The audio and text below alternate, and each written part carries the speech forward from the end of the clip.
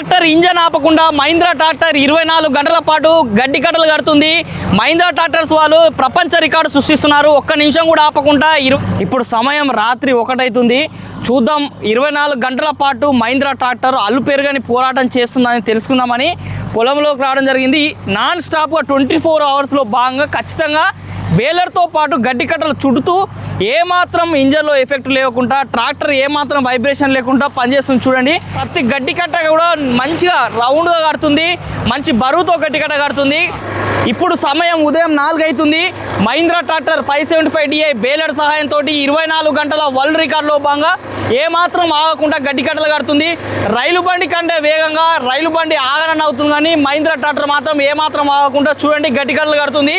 ఇంత శక్తివంతమైనటువంటి అడవి రాముడుగా పిలుచుకున్నటువంటి ఈ మహీంద్రా ట్రాక్టర్ యొక్క పనితనం ఇంత బాగుంది కాబట్టి 24 గంటలు ఈ ట్రాక్టర్ నిజంగానే గడ్డి కట్టలు కడుతుందా ఏమాత్రం ఆగకుండా అనే విధంగా అక్కడ మనకి నిదర్శనము అక్కడ ఉన్నటువంటి కెమెరా అని చెప్పుకోవచ్చు.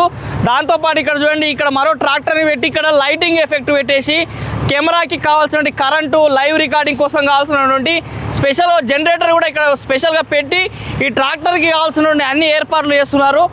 ఇప్పుడు సమయం ఉదయం 11 అవుతుంది. మనం నేను రాత్రి కూడా చూసాం కదా, మధ్యరాత్రి 1 గంటలకి, అదేవిధంగా ఉదయం 4 గంటలకు సైతం మన ట్రాక్టర్ మహీంద్రా ట్రాక్టర్ వరల్డ్ రికార్డులో భాగంగా 24 అవర్స్ పనిచేస్తుందా లేదా చూసాం.